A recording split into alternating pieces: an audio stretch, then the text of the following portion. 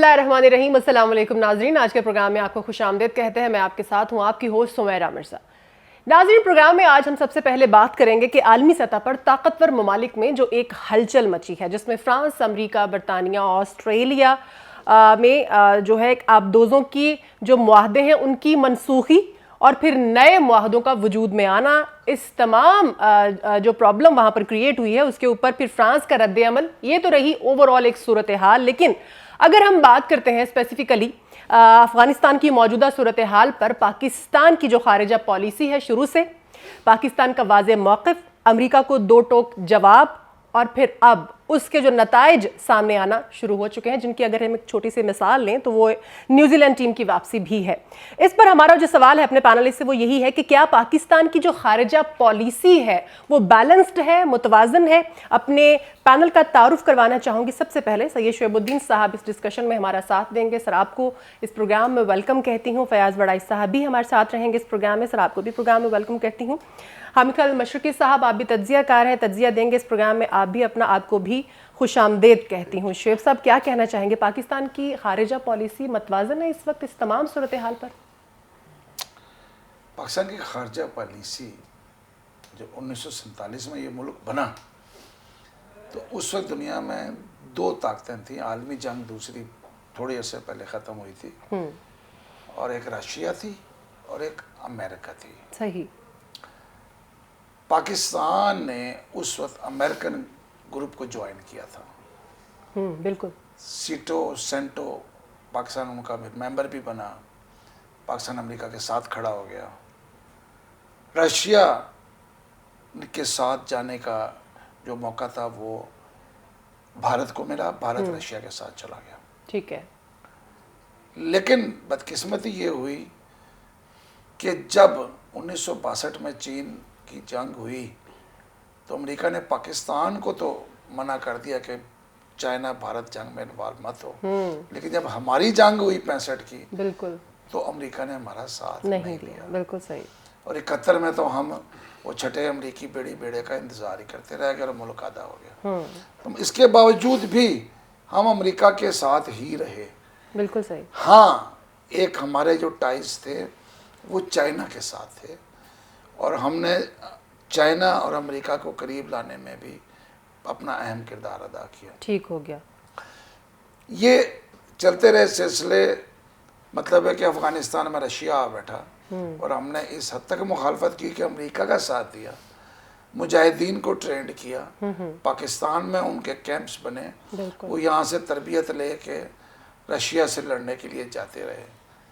Russia जंग हार गया, चाहे हराया उनको अफगानियों ने, मुजाहिदीन ने, लेकिन उनकी पुष्ट बनाई पाकिस्तान, सऊदी अरब, अमेरिका, सब ने मिलजुल के की।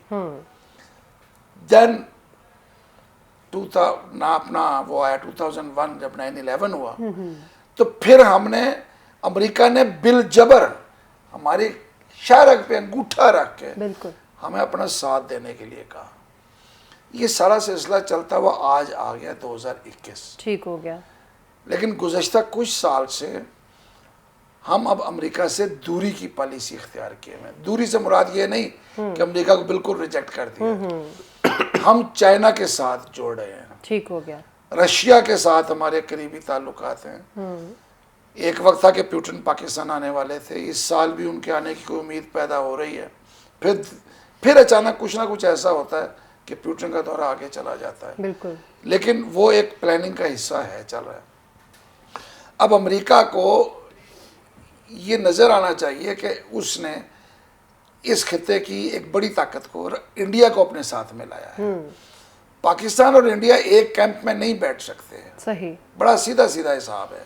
जब पाकिस्तान अमेरिका के साथ था, इंडिया रशिया के साथ था। ठीक हो गया। अब इंडिया ने सिलेक्ट कर लिया है अमेरिका को, बिल्कुल ठीक। पाकिस्तान ने सिलेक्ट किया है चाइना को, रशिया को, और इस खित्ते के उन ममालिक को, वो जो कल पेशरफ्त हुई है ताजिक सदर के साथ, जो सबसे बड़ी पेशरफ्त है वो ये है कि ताजिक सदर को ये कहा है कि आप अपने ताजिकों को, जिन पे आपका इन्फ्लुएंस है, इमाम अली रहमानोफ से ही कहा है ताजिक सदर से, आप उनको इस्तेमाल करें, उन पर इस्तेमाल, और तालिबान के साथ बिठाएं।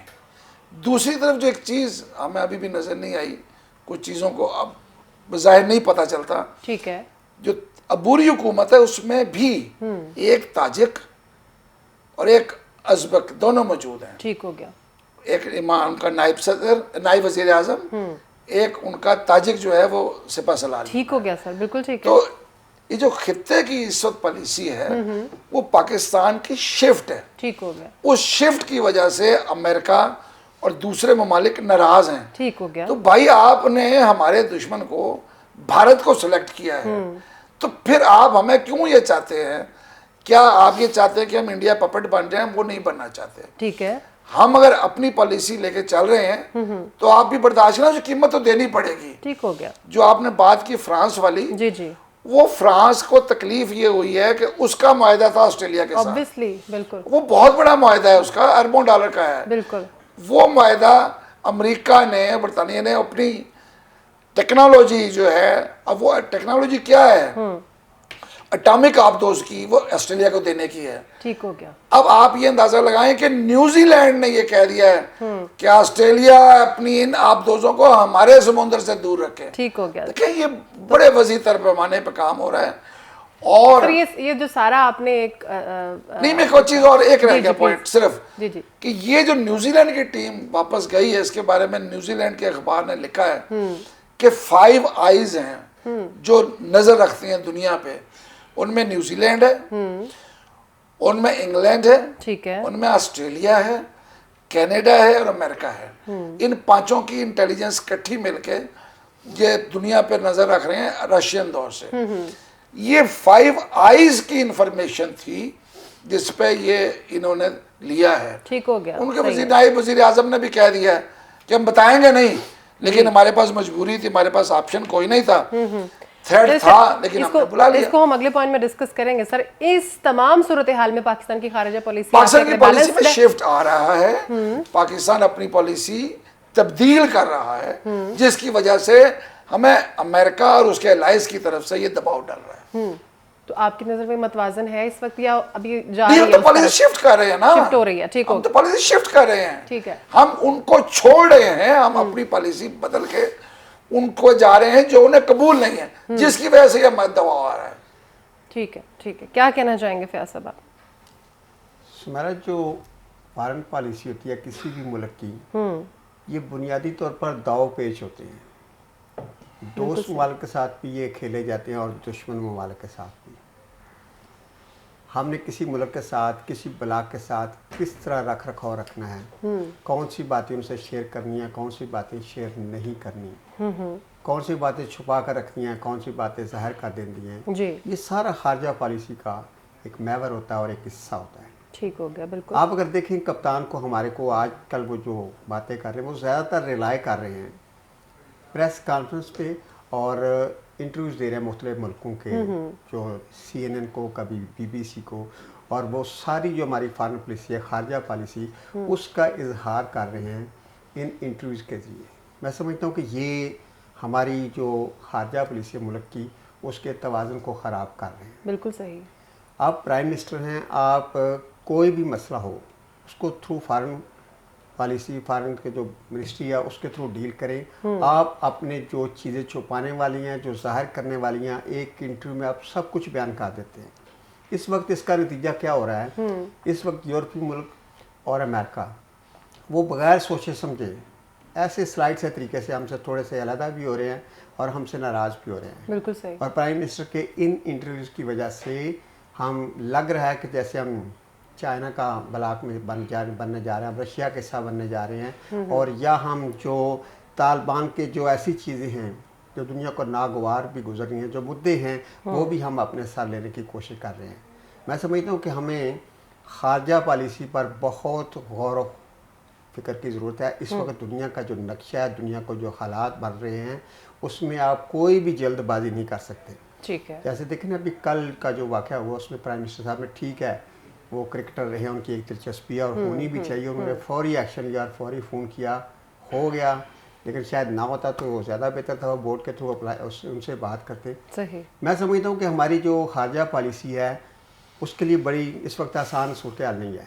अफगानिस्तान के मामलात कितने बिगड़ चुके हैं, दुनिया अफगानिस्तान को किस नज़र से देख रही है, आपने इसमें अपना क्या रिएक्शन करना है, आपने किसी ब्लॉक का हिस्सा बनना है कि नहीं बनना। बिल्कुल देखिए अभी यकदम हम ना अमेरिका को छोड़ सकते हैं ना यूरोप को छोड़ सकते हैं। हमारे बेशुमार लोग, ज़्यादातर लोग यूरोप में काम करते हैं, अमेरिका में काम करते हैं, कनाडा में काम करते हैं, और हम यकजुंबश इन मुल्कों का साथ नहीं छोड़ सकते। बिल्कुल ठीक है। तो मैं समझता हूँ कि खान साहब को अब इंटरव्यू थोड़े से कम करने चाहिए और अपनी जो डिप्लोमेसी है उसको इख्तियार करना चाहिए, और बहुत जल्द किसी बड़े ब्लॉक का अपने आप को जाने या अनजाने में हिस्सा नहीं बना लेना चाहिए। अच्छा। और अपनी जो खारजा पॉलिसी है उसको बैलेंस रखना चाहिए। इस वक्त अभी भी वक्त गुजरा नहीं, अभी भी वक्त है, बहुत ज़्यादा चीज़ें हमने लूज़ नहीं की। तो अगर हम अपनी खारजा पॉलिसी को बैलेंस करें तो हम जहाँ चाइना और रशिया से अच्छे ताल्लुकात रख सकते हैं, वहाँ हम यूरोप, अमेरिका, उनको भी बहुत जल्द हमें खो नहीं देना चाहिए। तो मैं समझता हूँ कि हमारी खारजा पॉलिसी है वो थोड़ी सी बैलेंस नहीं है, मतवाजन बनाने की इसको ज़रूरत है।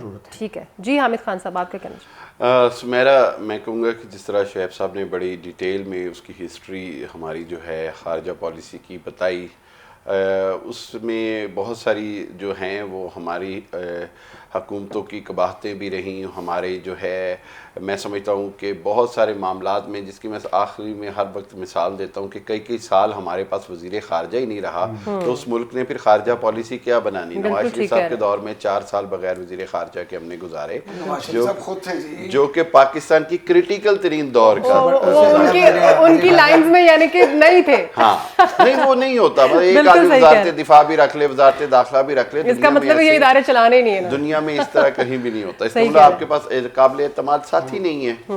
बात यह है कि पाकिस्तान की मौजूदा जो खारजा पॉलिसी है पिछले 2-2.5 साल में बहुत मुतवाज़न रही। ठीक है। और उसकी वाजिब बात ये थी कि दुनिया इमरान खान साहब, शाह महमूद कुरैशी साहब की बात को सुनने लग गई।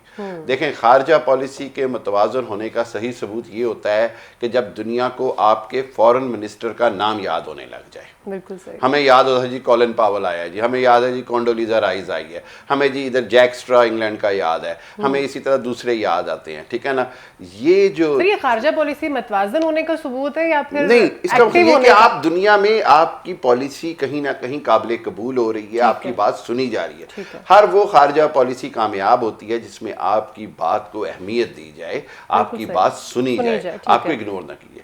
पाकिस्तान के कौमी मुफादात के हवाले से कहूँ तो मैं फयाज साहब की बात से एग्री करता हूँ कि हुकूमत को खुसूसन इन पिछले 1-2 माह में अफ़गानिस्तान के मामले में हर कदम फूंक कर रखना है। उसकी वजह यह है कि पाकिस्तान अगर तो 2001 में तालिबान का कोई भी एक्सेस बैगेज अपने ऊपर नहीं लेने को तैयार था, तो इसीलिए हमने अमेरिका को इजाज़त दी, चाहे हमने वो बंदूक की नोक पे दी, लेकिन वजह ये थी कि हम तालिबान का एक्सेस बैगेज अपने पे नहीं लेना चाहते थे। हमारी बुनियादी पॉलिसी आज भी यही होनी चाहिए कि अगर तालिबान का कोई एक्सेस बैगेज है, यानी कोई ऐसी चीज़ है जो दुनिया के लिए नाकाबिले कबूल है, पाकिस्तान को उस मैटर को उसी तरह एड्रेस करना है, चाहे वो ख़वातीन के हकूक़ की आज़ादी हो, चाहे वो तालीम के मैदान हो, खेलों के मैदान हो, ये सारे मामलात, या जिस तरह अभी बात की कि जी उज़्बेक और ताजिक नुमाइंदगी और औरतों की नुमाइंदगी, इंक्लूसिव गवर्नमेंट की बात।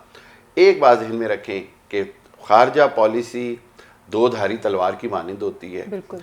इसके अंदर ज़रा सी गलती जो है वो आपको एक लम्हे में किसी और ब्लॉक में फेंक देती है जिसका आपने सोचा भी नहीं होता। गो के कोल्ड वॉर ख़त्म हो गई है, लेकिन खित्ते के अंदर नए ब्लॉक बनते नज़र आ रहे हैं। पाकिस्तान को चारों नाचार किसी एक ब्लॉक में जाना पड़ेगा। ये एक दुनिया की एक सियासत जिस तरह चल रही है उसकी मजबूरी है, लेकिन पाकिस्तान को पूरी दुनिया के अंदर पाकिस्तान के पास आज मौका है वो एक पुल का किरदार अदा करे 2 ब्लॉक्स के बीच में, बजाय ये कि एक ब्लॉक का हिस्सा बनकर पीछे चला जाए। पाकिस्तान जितना भी यूरोप और चाइना, अमेरिका और अफगानिस्तान, इन सब ममालिक के दरमियान ब्रिज का किरदार अदा करेगा, पाकिस्तान की अहमियत भी बढ़ेगी और पाकिस्तान की खारजा पॉलिसी भी मजीद मुतवाज़न होगी। अभी मुतवाज़न नहीं है, मेरा ख्याल है अभी इन हालिया दिनों में मुतवाज़न नहीं है। ठीक हो गया, आपको पॉइंट आ गया। अगला पॉइंट डिस्कस करेंगे नाजरीन, महंगाई की बात करेंगे, जिसकी वजह से हम देखते हैं कि पाकिस्तान तहरीक इंसाफ को आए रोज नए चैलेंजेस का सामना होता है। क्योंकि अगर हम आवाम के रिस्पांस की बात करते हैं तो वो हमें हमेशा से महंगाई का रोना रोते हुए ही दिखाई देते हैं। इसके अलावा अगर हम परफॉर्मेंस की बात करते हैं तो वो सबसे हटके होती है। अगर हम महंगाई के फिगर्स को देखें तो अगस्त 2021 में महंगाई की शरह 8.4% रही। इदारा शुमारियात जो है वो ये कहता है कि सालाना बुनियादों पर वेजिटेबल ऑयल, टमाटर, खुर्दनी तेल, मस्टर्ड ऑयल, अंडे ये महंगे हुए और इनकी परसेंटेज भी इस वक्त मेरे पास लिखी हुई है। लेकिन इसको देखते हुए यहाँ पर अगर हम हुकूमत की परफॉर्मेंस की बात करें या हुकूमत के एक्टिव होने की बात करें या हुकूमत के रिस्पॉन्सिव होने की बात करें या रिस्पॉन्सिबल होने की बात करें, तो सवाल हमारा ये है कि क्या महंगाई रोकना हुकूमत के इख्तियार से बाहर है? शुएब साहब, महंगाई को रोकना हुकूमत की ही जिम्मेदारी है। जिम्मेदारी तो है लेकिन बस में है उनके? क्यों नहीं, जब जिम्मेदारी है तो बस में भी होता है। मुझे आप ये बताएं, अंडे क्यों महंगे हो गए? चले बाकी चीजों को मैं सर्दी आ रही है ना इसलिए। नहीं, अच्छा, गर्मी में भी 160 रुपए बिके हैं। कैसे, क्यों, वजह क्या है? ऐसी कौन सी चीज है? मतलब अब मुर्गी का गोश्त जो है वो तो फ्लक्चुएट करता है, होता रहता है, बाजार की जरूरत के मुताबिक के जितना बिकता है। अभी अचानक 300 ऊपर गया था, उसके बाद 2 दिन में 21 रुपए नीचे आ गया। क्यों?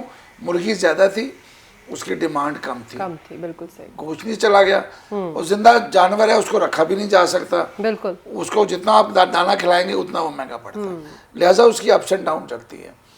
अंडा रख लिया जाता है, बिल्कुल महफूज भी कर लिया जाता है। इसके बावजूद अंडा इतना महंगा क्यों है? क्यों नहीं इस पे कंट्रोल किया जाता? बिल्कुल सही। सब्जियां, वही सब्जियां जो मौसम में क्यों महंगी है? मैं मानता हूं कि सब्जियां उस मौसम में जरूर महंगी होनी चाहिए जब उनका पीक सीजन ना हो, बिल्कुल ऑफ सीजन हो। सही। तो लाजमी बात है, आपने कोल्ड स्टोरेज में रखी है, कहीं और रखी है, लेके आ रहे हैं। लेकिन वो सब्जी जो इसका मौसम है वो क्यों महंगी है? क्या वजह है? ये चीजें सोचने वाली हैं। इसका मतलब ये है कि कंट्रोल जो है वो नहीं हो पा रहा। बिल्कुल सही। गवर्नमेंट जो है कंट्रोल नहीं कर पा रही। 2-3 चीजें ऐसी हैं जिसके ऊपर गवर्नमेंट के पास एक रास्ता है, एक रिफ्यूज है कि इसकी जो वजह है वो इंटरनेशनल मार्केट है। बिल्कुल सही है। एक एडिबल ऑयल है, जो पाम ऑयल है, जो बाहर से आता है। जी जी। और दूसरी एक महंगाई की बहुत बड़ी वजह वो डॉलर है, जो नीचे 130 से शुरू हुआ और आज 169 पे पहुंचा हुआ है। बिल्कुल सही है। उसके जो 40 रुपए जो ऊपर जाना है, उसकी वजह से भी तमाम चीजें खुद ब खुद बाहर से महंगी आ रही हैं। बिल्कुल सही है। दूसरा ऑयल है, पेट्रोल है, ब्रेंट ऑयल है, जो कि $44 पर बैरल से $74 पर बैरल पर चला गया। बिल्कुल सही। ये वो अवामिल हैं जो कि आपने बर्दाश्त करने हैं क्योंकि बाहर से आते हैं। ठीक है। पेट्रोल आपके पास नहीं है, आपने बाहर से मंगाना है। एडिबल ऑयल नहीं है, वो आलमी कीमतें जाहिर है बढ़ेंगी तो लेकिन डायरेक्टली प्रोपोर्शनल। लेकिन आपकी नलायकियां अपनी जगह हैं। आपने गंदम बाहर क्यों भेजे? ठीक है। वो जिस शख्स ने रिपोर्ट बना के दी कि गंदम फालतू है, उसको चौक में टांगे ना, उसका क्रेन के साथ गर्दन लंबी करें उसकी, लोगों को पता चले कि जिसने ये दी है पॉलिसी गलत थी। बिल्कुल ठीक है। क्योंकि उसकी वजह से आपको बाहर से गंदम मंगानी पड़ गई। ठीक है। वो चीनी की इतनी लंबी अभी तक चल रही है और वो अभी तक ऐशा करते फिर रहे हैं जहांगीर तरीन साहब। लेकिन उसमें भी जिसने ये रिपोर्ट दी सरकारी अफसर ने कि ये चीनी बाहर भेज दी जाए, जिसने उस पर साइन किए, बिल्कुल ऐसे। जिसने उसको पॉजिटिव लिखा बाहर भेजना और फिर बाहर से आना पड़ा, उस अफसर को किसने उल्टा लटकाना है? ये तो गवर्नमेंट का काम है। ऑब्वियसली आज भी कभी FIA बिल्डिंग लाहौर चले जाएं, वहां पे सारा दिन एक ही काम होता है, वो जी मीटिंग जारी है, चीनी की मीटिंग जारी है, चीनी की मीटिंग जारी है। क्यों भाई? अब तक कब तक फैसला करोगे? बिल्कुल ठीक है। मतलब ये चीजें आपका ख्याल है कि गवर्नमेंट की नालायकी है, ठीक हो गया, उनके इख्तियार से बाहर है। गवर्नमेंट के इख्तियार में है ये काम कंट्रोल करना। अच्छा, गवर्नमेंट नालायकी है, कमजोरी है, कर नहीं पा रही। ओके ठीक है। फयाज साहब, आप क्या कहना चाहेंगे? गवर्नमेंट तो कहती है दिसंबर में हालात बेहतर हो जाएंगे। सुमेरा, जो प्राइम मिनिस्टर के ड्राइंग रूम में बैठे हुए कुछ लोग थे ना, जिनमें कुछ साहिब हैसियत लोग थे, वो तो हर प्राइम मिनिस्टर साहब ने फारग कर दिया ना। और जो साहिब अकल और साहिब इल्म लोग वैसे ही वहाँ बैठने से डरते हैं। मुझे एक दोस्त है मेरा, वो मुझे बता रहा था, जो ज़री माहिर भी है, कि हालात ये हैं अब हमारे के डॉलर की हम बात करते हैं महंगा हो रहा है, तो ये सिर्फ इसलिए नहीं है कि हम मशीनरी बहुत ज़्यादा इंपोर्ट कर रहे हैं, हम वो चीज़ें भी इंपोर्ट कर रहे हैं जो हमारे मुल्क की ज़री मैशत में बड़ी बुनियादी सी चीज़, जैसे हम अब गंदम भी हमने इंपोर्ट शुरू कर दिया है, हमने चीनी की इंपोर्ट शुरू कर दिया है, दालों की, आयल की, ये वो चीज़ें जो हमारे मुल्क में, इवन वो कह रहा था कि जो फ्रूट है हमारा तुशावा, फल, आम जो सारी दुनिया में जाते थे, हमने अब बाहर से मंगवाने शुरू कर दिए हैं। तो जब ये हालत हो जाए, तो जब इंपोर्ट आप इतनी बढ़ा लेंगे और डॉलर में पेमेंट करेंगे, तो यकीनन डॉलर जो है महंगा होगा, और जब डॉलर महंगा होगा, उधर एक अफवाह चलती है कि डॉलर महंगा हो गया तो हमारा जो रेडी वाला है वो भी बैठे बैठे ही अपने रेट बढ़ा देता है, डॉलर महंगा हो गया। डॉलर के महंगा होने से जितना ये दुकानदार फ़ायदा उठाते हैं ना, जितनी हमारी कौम फ़ायदा उठाती है, वो अंदर से खुश हो गया कि ये अफवाह चली है कि डॉलर महंगा हो गया। आप जानती हैं कि जब प्राइम मिनिस्टर लाहौर में आते हैं और बुज़दार साहब से मिलते हैं, तो एक खबर चलती है जी प्राइम मिनिस्टर साहब ने बुज़दार साहब से मुलाकात की और सूबे के इंसानी और सियासी अमूर पर तबादला ख्याल किया। क्या बात है, क्या रिवायती लाइन क्या बात करते होंगे, आप सोच सकते हैं बुज़दार साहब से एक इंतजामी अमूर, आपकी इस बात में मुझे हंसी आ गई है। वो से पूछते तो होंगे ना, सब चाहते हैं उनको झाड़ा जाए। झाड़ना चाहिए कि जनाब आप यहाँ बैठे हुए हैं, क्या किस समूह हो सकता है झाड़ते हो, वो उनके इतने फेवरेट है, पता ना चलता हो किसी को। कप्तान नहीं शाबाश देकर जाते हैं हर दौर, हर दफा जब आते हैं शेर साहब जानते हैं कि उनको शाबाश देते हैं। खबरों की हद तक हमें तो यही खबर मिलती है। उन पे कुछ रूहानी कुत्ते जो है वो मेहरबान रहती है, वो कहते हैं ये आपके लकी नंबर है, लकी नंबर को ज़ाया नहीं करना चाहिए। ये बिल्कुल बात सही है कि गवर्नेंस का बड़ा बुरा हाल है, और खान साहब ने बिल्कुल आंखें बंद की हुई हैं। अगर ये सारी सूरत हाल रही, आम बंदा इतना मुतनफ़र हो गया है महंगाई की वजह से, छोटी चीज़ों के महंगे होने की वजह से, घर से बाहर हर जगह, जिस तरह खान साहब की ये बात पॉपुलर हुई है ना कि एब्सोल्युटली नॉट, अमेरिका को कहा है उन्होंने। शोएब साहब जब 2023 का इलेक्शन आएगा ना, तो आपके लीडर को भी लोग जब वोट मांगने जाएंगे, तो वो अब ये लफ्ज़ जो अंग्रेज़ी का है ना, ये आम अनपढ़ लोगों को भी याद हो गया है, वो कप्तान को भी कहेंगे जी कप्तान साहब एब्सोल्युटली नॉट। तो मैं समझता हूँ कि हुकूमत बिल्कुल जो 3 सालों में कुछ नहीं किया, तो आखिरी 2 साल में क्या करेंगे, और लग यही रहा है अब इनके इख्तियार में नहीं है। ठीक है, बिल्कुल ये क्लियर बात है, क्योंकि लोग जितना शोर मचा रहे हैं, और जितना मीडिया भी और जितने सारे लोग इनको समझा रहे हैं, खान साहब को तो रात को सोना ही नहीं चाहिए, उनको बैठकर मीटिंग्स करनी चाहिए, क्या हो रहा है भाई, क्यों चीज़ें बढ़ रही हैं। तो मैं समझता हूँ कि उनको पता चल गया कि ये हमारे इख्तियार में नहीं है, और अब आवाम जिस तरह चाहेंगे बर्दाश्त करेंगे, और यकीनन वो 2023 के इलेक्शन में जब एब्सोल्युटली नॉट सुनेंगे, तो फिर उनको अंदाज़ा होगा कि लेकिन अभी 2 साल बाकी हैं, देखते हैं इन 2 सालों में कीमतें बैलेंस होती हैं या नहीं होती। इलेक्शन ईयर भी सही है, उनको होप है। हामिद खान साहब क्या कहना चाहेंगे, हुकूमत जो है वो बड़ी पॉजिटिव है इसको लेके के, और बड़ी उम्मीद में नजर आती है कि जी हम कीमतें भी कम कर देंगे, महंगाई भी कम हो जाएगी, आवाम जो है वो भी खुशहाल हो जाएंगे, लेकिन यहाँ पर हमारे एनालिस्ट कह रहे हैं कि हुकूमत के बिल्कुल यहाँ पर वो बेबस है। मैं ये कहूँगा कि कामयाब हुक्मरान या कामयाब लीडर वो होता है जो नविश्ता दीवार पढ़े। यानी कैंटोनमेंट बोर्ड के इलेक्शन में जो रिज़ल्ट आया है, अगर उसके बाद भी हुकूमत बहुत होपफुल है, तो हुकूमत को बहुत ज़्यादा सोच विचार करनी चाहिए। लाहौर कैंटोनमेंट बोर्ड के इलेक्शन देखें, पिंडी कैंटोनमेंट बोर्ड के देखें, जितने बड़े मेजर कैंटोनमेंट बोर्ड्स हैं, वहाँ पर पीटीआई एक सीट मुश्किल से जीती है। इसका मकसद ये हुआ कि आवाम की जो बुनियादी ज़रूरतें हैं, आवाम के जो मसाइल हैं, वो इतने गंभीर हो गए हैं कि आवाम के लिए वोट देना मुश्किल हो गया है। पीटीआई को जजमेंट नहीं रहेगी, कोई वजह नहीं रहेगी। इस चीज़ को सोचना पड़ेगा।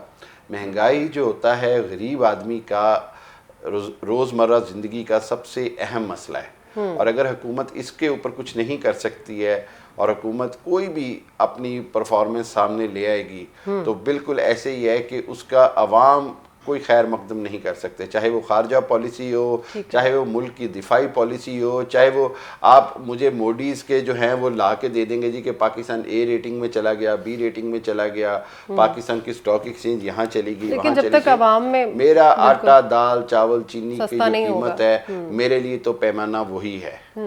इस हवाले से हुकूमत को सोचना पड़ेगा, हुकूमत को एक्शन लेना पड़ेगा। इसके अंदर सबसे अहम बात जो है वो मसनूई महंगाई की है। हम सारे जानते हैं नवाब ऑफ कालाबाग की मिसाल दी जाती है कि जब चीनी ज़रा सी महंगी हुई तो उन्होंने किस तरह एक दिन में चंद घंटों में डंडा दे के सारे चीनी फरोशों को बुला के सिर्फ आए बताया कि कल से इतने की बिकेगी और कह के वापस चले गए, और अगले दिन से उतने की चीनी बिक रही थी और पूरी मार्केट में अवेलेबल थी। बात होती है इम्प्लीमेंटेशन की, बात होती है कवानीन पर अमल दरामद की। पाकिस्तान के अंदर बदकिस्मती ये है कि चाहे वो प्राइस कंट्रोल कमेटियाँ हों, चाहे वो ज़ख़ीरा अंदोज़ी के ख़िलाफ़ के डिपार्टमेंट्स हों, चाहे वो मजिस्ट्रेट के इख्तियारात हों, सिविल जज दर्जा अव्वल के इख्तियारात हों, तमाम इख्तियारात के बावजूद महंगाई पर इंतज़ामिया के लिए काबू पाना नामुमकिन हुआ है। ठीक है। और इस हवाले से मैं ये कहूँगा कि बिल्कुल हुकूमत जो है इसकी बराबर की जिम्मेदार है, लेकिन अभी तक हुकूमत मुझे बेबस ही नज़र आ रही है। ठीक हो गया, आपका भी पॉइंट आ गया। अगला पॉइंट डिस्कस करेंगे, जैसा कि हमने पहले पॉइंट में भी नाज़रीन डिस्कस किया, दौरा न्यूजीलैंड की जो टीम है उसके बारे में हमने देखा कि सिक्योरिटी खदशात को रीजंस बनाकर न्यूजीलैंड टीम ने 11th आवर में हमने देखा कि मैच को मनसूख कर दिया और फिर वापसी का इरादा किया। उसके बाद हमने देखा कि पाकिस्तान में जो हमारे अवाम हैं उनकी तरफ से तो गम और गुस्से का इजहार किया ही गया, लेकिन जो हमारे सीनियर क्रिकेटर्स हैं उन्होंने भी खूब आड़े हाथों लिया। और इसके बाद इंटरनेशनली भी हमने देखा डिफरेंट जो इंटरनेशनल प्लेयर्स हैं उन्होंने भी न्यूजीलैंड के ऊपर तनकीद की कि मुकम्मल कहानी जो है वो नहीं बताई जा रही। जैसा कि हमने देखा कि डैरन सैमी ने भी पाकिस्तान के हक में बयान दिया, फिर गिब्स ने भी ये कहा कि टोटली नॉन प्रोफेशनल बिहेवियर है, ये डिसअपॉइंटेड है ये ब्लैक कैप्स की तरफ से। तो फिर इसके बाद हमने देखा कि वहां से एक रिस्पांस आता है जिसमें ये कहा जाता है कि जी हम रीजंस नहीं बता सकते। क्या न्यूजीलैंड का दौरा पाकिस्तान मनसूखी? न्यूजीलैंड का जवाब अब तसल्ली बख्श है इसके ऊपर, क्या कहते हैं शेब साहब आप? तसल्ली हो रही है कोई उनके जवाब से? आप नहीं जी, तसल्ली हमारी कैसे हो सकती है? हम तो इस वक्त एक ऐसी कैफियत में जिसमें तकलीफ में है कि एक खेल पूरी दुनिया के साथ आपका एक ऐसा राब्ता होते हैं बिल्कुल कि जब यहाँ पाकिस्तान में मैच हो रहा है तो क्या आपके ख्याल में वो जो 55 लाख आवाम वहाँ पे न्यूजीलैंड की है उसमें से आधी से ज़्यादा तो वो मैच देख रही होगी ना? बिल्कुल। उसको क्या वो पिंडी का क्रिकेट ग्राउंड नज़र नहीं आएगा? क्या उसे वहाँ मैच होता नज़र नहीं आएगा? ये एक दो तरफा राब्ता होता है। अभी जब जापान में खेल हुए हैं तो हम किस बात पे रो रहे हैं कि हम वहाँ मेडल नहीं जीत सके? बिल्कुल ऐसा ही है, exactly. हम यही कह रहे हैं ना, ऐसा ही। आज हम क्रिकेट में जो मर्जी कोई कहे एक बड़ी ताकत थे, बदकिस्मती ये हुई है कि 2009 के बाद हमारे मैदान क्रिकेट से खाली हो गए। उसके बाद फिर एक वक्त आता है जब हम किसी तरीके से मना के आहिस्ता आहिस्ता इंतहाई टाइट सिक्योरिटी करके टीमों को वापस लाना शुरू हुए। ये टीम जो आज आपके मुल्क से वापस जा रही है ये भी बांग्लादेश में खेल के आ रही है। बिल्कुल ऐसा ही है। इससे पहले क्या थोड़ी सी तारीख पीछे चले जाएं, अगर आपको याद हो जब तमिल गोरिल्लों की लड़ाई चल रही थी श्रीलंका में जिसमें कि उन्होंने उनका सदर तक बम धमाका उड़ा दिया था, वहां पे मुस्तकिल धमाके होते थे, तो क्या वहां क्रिकेट टीमों ने जाना छोड़ दिया था? नहीं, वहां पे क्रिकेट जारी रही थी।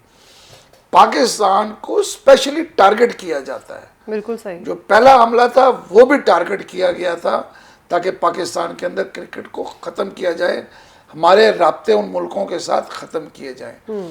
आज भी ये वही हुआ है। मैं अभी गलती से मुझे ये सवाल याद नहीं रहा था, मैंने कुछ पॉइंट्स थे वो पहले जवाब में बताए कि कल ही मतलब है उनका बयान आ गया था ब्रिटिश हाई कमीशन का कि हमारा कोई ताल्लुक नहीं है। बिल्कुल, हमने कोई इंफॉर्मेशन नहीं दी। एक तरफा उन्होंने लेकिन न्यूजीलैंड का एक अखबार कहता है कि ये 5 मुल्कों की जो खसूसी इंटेलिजेंस इनकी जो आपस राब्ता है ये उसकी रिपोर्ट है जिसमें New Zealand, England, Australia, Canada, America शामिल हैं। ठीक है। अब उसमें अमेरिका के ऊपर और इंग्लैंड के ऊपर मुझे थोड़ा सा सवालिया निशान है। ये उस लिहाज से हमारे इस जो अभी जो हमने बात की खाचा पॉलिसी थी ये हमारे साथ नहीं है। और जहां तक मेरा कहना है कि हम 2 कश्तियों में नहीं चल सकते। 2 कश्तियों वाला टांगे चिरने से वैसे ही पानी में गिर जाता है। सही। कश्ती एक ही सिलेक्ट करनी पड़ती है। तो अब हम जो हैं उनको कैसे ये मान लें कि उनका कहना सही है? ये हमारे खिलाफ साजिश है, बिल्कुल सीधी साजिश। बिल्कुल ठीक। वक्त आएगा चीजें सामने आ जाती हैं। बिल्कुल 9/11 हमारे ऊपर डाला गया, हमारा कोई ताल्लुक नहीं था। बिल्कुल सही। दुनिया ने देखा, बाद में स्टोरी सामने आती गई कि उसके अंदर कहीं ना कहीं पे वो जो दस्ताने पहने हुए आजकल शेख रशीद साहब ने कहे वहां पे हैं, बिल्कुल वो ठीक है। मुसलमानों को यूज्ड किया गया ठीक हो गया, बिल्कुल बड़े सही। उसी तरीके से जैसे टीटीपी अब बलूचिस्तान में मुसलमान नहीं हमारे खिलाफ यूज हो रहे हैं ना, सही हो गया, ठीक तो है, आप इस्तेमाल तो कर सकते हैं ना। ठीक हो गया। फयाज साहब क्या कहना चाहेंगे, जो जवाब उनकी तरफ से आया है, क्या ये तसल्ली बख्श है? और जैसे कि शोएब साहब ने भी कहा कि रीज़न तो सामने आ ही जाएगी। शोएब साहब ने जो 5 आंखें दरियाफ्त की हैं ना, और 5 आंखें पाकिस्तान पर लगी हुई हैं और 5 बुरी नज़र से देख रही हैं, तो फिर नतीजा तो यही आना था ना, कहीं ना कहीं से कोई हमारे लिए बेहतर तरी सोच सकता है।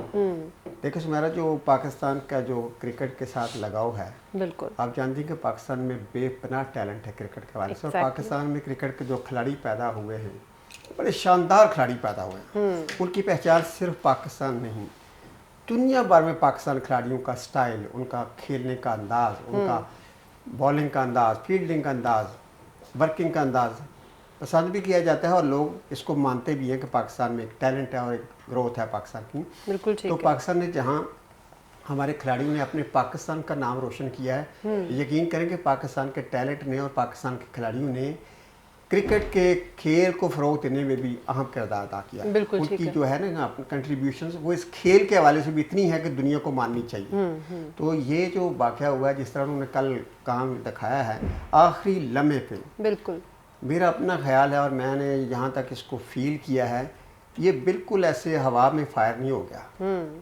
ये ऐसे नहीं हुआ कि वो सही नीयत से आए थे और फिर 6-7 दिन यहाँ प्रैक्टिस करते रहे और आखिरी लम्हे में उनको कोई ऐसी यानी threat प्री आ गई, प्लान था और ये प्री प्लान था। ठीक हो गया। ये पूरी प्लानिंग की गई थी ताकि जख्म ऐसा लगाया जाए जिसका देर तक असर रहे। सही, ये बिल्कुल बिल्कुल सही गलत कहा। बात है। 6 दिन वो प्रैक्टिस करते रहे, लोगों से मिलते रहे, और बाद दफ़ा देखा भी गया कि वो सिक्योरिटी वालों के पास भी खड़े थे। Exactly. इवन जो रिपोर्ट्स मिली हैं उन्होंने कहा कि हमारी जो सिक्योरिटी आपने इतनी हाई प्रोफाइल रखी है, थोड़ी सी कम कर कम दें। कर दें। खुद ही उन्होंने कहा, दिस मीन्स कि उनको पता था कि उन्होंने वापस जाना है। बिल्कुल सही। इंडिया जो प्रोपेगेंडा कर रहा था, उनका मीडिया जिस तरह कर रहा था, और आप जानते हैं कि इंडिया में आईपीएल शुरू होने वाला है और इंडिया तो चाहता ही नहीं है कि जब वो उनके मुल्क में आईपीएल का खेल शुरू हो और रौनकें शुरू हो, तो दुनिया के किसी भी मुल्क में कोई बड़ा खेल या बड़ी सीरीज खेली जाए, उनको तो ये बर्दाश्त नहीं होती। घटिया तो जो छुपे हुए और जाहिर दुश्मन थे, उन सब ने ये प्लानिंग की थी, और उन्होंने ये लास्ट मोमेंट पे देखिए, अगर किसी को रिश्ते का जवाब देना मंगनी के दौरान दे जाए, दिन करने से पहले दीजिए, जो शिद्दत आती है जब बारात चली जाए, बड़ी जबरदस्त तो फिर एग्जांपल दिया आपने। तो फिर जब जवाब देना, फिर तो उनको ऐसा जूता मारने वाली बात होती है कि बिल्कुल मतलब है कि जहाँ वो सारी जिंदगी मार ना सके। तो मैं समझता हूँ कि उन्होंने प्लानिंग के साथ किया है, और इन्होंने पाकिस्तान के साथ दुश्मनी नहीं की, इन्होंने क्रिकेट के खेल के साथ दुश्मनी की है। एक ऐसे मुल्क को और ऐसे मुल्क के खिलाड़ियों को परेशान किया है, शायकीन को, जो खेल से टैलेंटेड भी हैं, खेल से मोहब्बत भी करते हैं और क्रिकेट की रिस्पेक्ट करते हैं। तो मैं समझता हूँ कि ये जो यूरोप और ये जो दावेदार हैं बड़े इंसानी हकूक़ के और रिस्पेक्ट करने में अपने आप को बड़ा समझते हैं, इन्होंने इनकी अपनी भी डिस्ग्रेस है और इन्होंने इस खूबसूरत खेल को भी डिस्ग्रेस किया है। तो मैं समझता हूँ कि ये बिल्कुल उनकी जो तौज़ीह उन्होंने पेश किया, जो वजाहत पेश किया, उसमें बिल्कुल कोई जान नहीं है, और ना उन्होंने ये ज़ेब देता है कि इस तरह का जख्म देकर सिर्फ सॉरी कह देना, कितनी इंसल्टिंग बात है क्रिकेट के लिए। और कितने पाकिस्तानी को तो मैं समझता हूँ कि अच्छे ख्याल रखते थे हम न्यूजीलैंड के बारे में, उनके प्राइम मिनिस्टर के हवाले से भी, चाहे मुसलमान वहाँ पर इतने मुसलमान कत्ल हुए, फिर भी हमने इसके बावजूद हम लोगों ने उनके जो थोड़ा सा उन्होंने आकर वहाँ लोगों के साथ पॉजिटिव एक जेस्चर दिया उन्होंने आके, हमारी कौम ने उनकी वज़ीर-ए-आज़म को अप्रिशिएट किया, बिल्कुल आसमानों पे चढ़ा दिया, बटा ले लिया, और उस खातून ने ये बहादुरी नहीं किया कि हमारे प्राइम मिनिस्टर जो खुद खिलाड़ी है और इतनी गारंटी कर रहा है। मेरे ख्याल में प्राइम मिनिस्टर के लेवल से ये बात होती भी नहीं है और होनी भी नहीं चाहिए, लेकिन मैं समझता हूँ चूँकि प्राइम मिनिस्टर का क्रिकेट से लगाव था, तो उन्होंने फील किया, उन्होंने ये सोचा कि मेरे एहतराम में या मेरी बात को वो समझेंगी। लेकिन आप समझते हैं कि वो एक आंख का फैसला नहीं था, वो सही कहते हैं शोएब साहब, वो 5 आंखों का फैसला था। वो कैसे हाँ कर सकती थी। तो मैं समझता हूँ कि ये बिल्कुल उनको कोई हक नहीं पहुंचता इस तरह किसी की तजलील करने। बिल्कुल सही। हामिद खान साहब बड़े दुखी लाइनें बोली है फयाज साहब ने, बड़ा इन्होंने मंजर कशी की है, और मैं भी वाकई इनके साथ था कि वाकई अगर वो जो बारात आई हुई वापस चली जाए दरवाजे पे, Exactly, तो जो वो सूरत-ए-हाल एक है, पूरा वो एक मंजर मैं- कशी। हाँ, वो बड़ा शुएब अख्तर ने भी कहा है कि न्यूजीलैंड ने पाकिस्तान क्रिकेट का कत्ल किया है। इतना दुख, बिल्कुल। हर बंदा इतना दुख जो है वो फील कर रहा है इस मैं- वक्त, और सिर्फ पाकिस्तान ही नहीं, ऑल ओवर द वर्ल्ड हमें ऐसे रिस्पॉन्स बिल्कुल। सामने आ रहा है। देखिए, क्या कहेंगे? बात ये है सुमेरा कि जब न्यूजीलैंड में उस दहशतगर्द ने 50 के करीब नमाजियों को शहीद किया, तो बांग्लादेश की टीम उसी मस्जिद में जुमा पढ़ रही बिल्कुल थी, ऐसे ही। आधा घंटा पहले गई। बांग्लादेश की टीम ने इवन वो दौरा तक मनसूख नहीं किया था। ठीक है, बात यह है कि पाकिस्तान ने मुश्किल से मुश्किल हालात में दुनिया के ममालिक की मदद की, चाहे वो श्रीलंका में जाके खेलना हो, चाहे वो साउथ अफ्रीका में जाकर खेलना हो, चाहे वो बांग्लादेश में जाकर खेलना हो। आज पाकिस्तान की क्रिकेट को जो नुकसान पहुंचाया गया है, इसकी नुकसान की तलाफी वाकई सालों में होगी। और मैं ये समझता हूँ कि अब पाकिस्तान के क्रिकेट बोर्ड के लिए वक्त आ गया है कि वो ये फैसला कर ले कि उसने पाकिस्तान की क्रिकेट कैसे चलानी है। ठीक है। देखें, पाकिस्तान को अल्लाह ने बड़े बड़े बहरानों से निकाला है, पाकिस्तान इससे भी निकल जाएगा। पाकिस्तान के ऊपर जब ज़्यादा बहरान आते हैं, पाकिस्तानी कौम, पाकिस्तान पर अल्लाह का फजल है, हम ज़्यादा अच्छे तरीके से बाहर आते हैं, हम ज़्यादा अच्छे तरीके से उससे सुरखरू होते हैं। पाकिस्तान की क्रिकेट के इदारों को और समझ लेना चाहिए कि जी अगर दुनिया इस तरह साजिशें करेगी तो हम चाहे यूएई में खेलें, कहीं और खेलें, हम अपनी क्रिकेट का पैटर्न बदल लेंगे। बिल्कुल सही। और इनकी मिन्नतें नहीं करेंगे, इनके तरले नहीं करेंगे। और दूसरी बात ये कि जो क्रिकेट है, हमने पीएसएल इतनी करवाई है, जब पैसे मिलते हैं तो सारे खिलाड़ी आ जाते हैं। बिल्कुल हैं जी, वहाँ पे कोई सिक्योरिटी का इशू नहीं, कोई कंट्री लेवल पे थ्रेट नहीं, कोई क्रिकेट बोर्ड इनको नहीं रोकता। पर पैसा तो मिलता ये है। सारा जो है ये it is behind a motive, इसके पीछे एक खास मकसद था जिसको पूरी तरह तकमील पर पहुंचाया गया। और जेसिंडा आर्डन जो हैं, मैं वाकई उनसे उम्मीद नहीं रखता था कि वो इस तरह से बाकी दुनिया के जो ताकतें हैं उनके दबाव में आ जाएंगी। लेकिन बात यह है कि नुकसान पाकिस्तान का हुआ है, वहीं आइंदा आने वाले दिनों में आप देखिएगा कि ये असल में क्रिकेट की तबाही हुई है, क्रिकेट का नुकसान हुआ है, ना सिर्फ क्रिकेट का बल्कि दूसरी इससे मुंसलिक खेलें भी।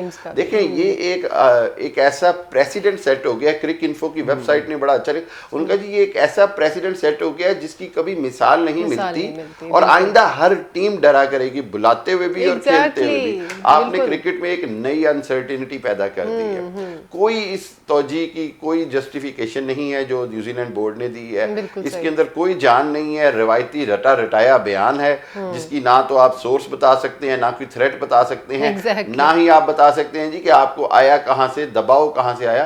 इसका मतलब ये हुआ कि आपने सिर्फ फैसला कर लिया था, आपने जान छुड़ाई है, लेकिन आपने वाकई क्रिकेट का कत्ल किया है। पाकिस्तान के अवाम बड़े हौसलामंद हैं, हम इस झटके से भी निकल जाएंगे इंशाल्लाह। लेकिन पाकिस्तान के साथ साथ इस पूरी हम इंशाल्लाह अपने पीएसएल को एंजॉय करेंगे। नहीं, मैं आपको बताऊं ना, हम एंजॉय करेंगे, पीएसएल को एंजॉय करेंगे और हमारे पास अल्लाह के हुक्म से और बहुत सारी खुशियां हैं। इस हवाले से हम कौम को मायूस नहीं होना चाहिए और न्यूजीलैंड की क्रिकेट को खुद बड़ा नुकसान पहुंचा। बिल्कुल सही, उनकी साख को भी नुकसान पहुंचा। इंडिया के बारे में है ये 21 अगस्त को इंडिया का एक अखबार है जो कि बीजेपी का एक मिनिस्टर है जो 3 साल एक्सटर्नल मिनिस्टर मूडी के साथ रहा है, उसके अखबार में लिखा गया 21 अगस्त को, a security threat to New Zealand tour in Pakistan. ये कोई भी पढ़ ले जाके, क्या बात है। 1 महीना पहले उन्होंने ये बकवास की। वो ये जो कहते हैं ना, बड़े वो जो दस्ताने छुपे हुए हाथ है ना, ये नजर आ रहे हैं, इल्हाम हो गया जनाब, आते हैं। सुमेरा शुएब साहब ने असल चीज तलाश कर ली है, फिर बिल्कुल आपके प्रोग्राम में तलाश कर लिया बिल्कुल। लेकिन बात वही जो आबिद खान साहब ने भी कही कि हमारे अवाम जो है वो बड़े पुरजोश है, हमारे अवाम इस तरह की बातों से अपना मोराल कभी डाउन नहीं करेंगे। पीएसएल में हम आपको दिखाएंगे कि हमारे अंदर कितना जोशो खरोश है और हम इस इवेंट को कितना एंजॉय करते हैं। अल्लाह करे तो सारी पाकिस्तान दुनिया में देख ले, इंशाल्लाह होगा सारी दुनिया देख ले कि इस तरह के वाकयात हमारे ऊपर बिल्कुल भी असरअंदाज नहीं हो सकते। असरअंदाज होंगे तो न्यूजीलैंड क्रिकेट टीम के ऊपर होंगे। सुमेरा मिर्जा को इजाजत दीजिए, साथ ही साथ अपने सारे मेहमानों का शुक्रिया अदा करना चाहूंगी। शहबुद्दीन साहब आपका बहुत शुक्रिया, फैद वड़ाई साहब, हामिद खालिद मशरक़ी के साथ प्रोग्राम में डिस्कशन के लिए आप सबका बहुत शुक्रिया। अपनी होस्ट सुमेरा मिर्जा को इजाजत दें, अपना ख्याल रखिएगा। अल्लाह हाफ़िज़।